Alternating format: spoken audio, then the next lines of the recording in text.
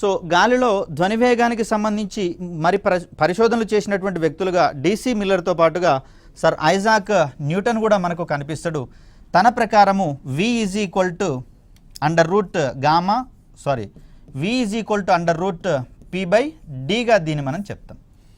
So ఈ సందర్భంలో మనం గమనిస్తే p అనేది మనకు లవం పార్ట్లో ఉంది, d అనేది మనకు హారం పార్ట్లో ఉంది. సో d అంటే మనం సాంద్రత అని చెప్తాం.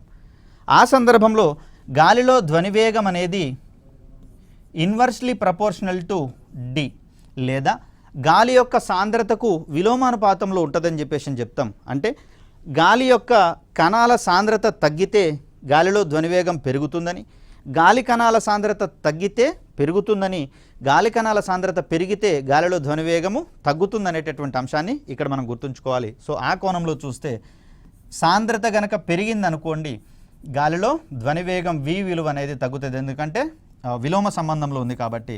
ఒకవేళ d విలువ గనక తగ్గిందనుకోండి ఆ సందర్భంలో గాలిలో ధ్వనివేగం అనేది పెరిగేటటువంటి అంశాలుగా మనం చూస్తాం. సో న్యూటన్ ఇచ్చినటువంటి ఈ సమీకరణం ఏదైతే ఉందో దీని ప్రకారము ప్రెషర్ యొక్క ప్రభావము గాలిలో ధ్వనివేగం మీద ఏమీ ఉండదు, కేవలం సాంద్రత యొక్క ప్రభావం మాత్రమే ఉంటుందని చెప్పేసి చెప్పుకోవడం జరిగింది.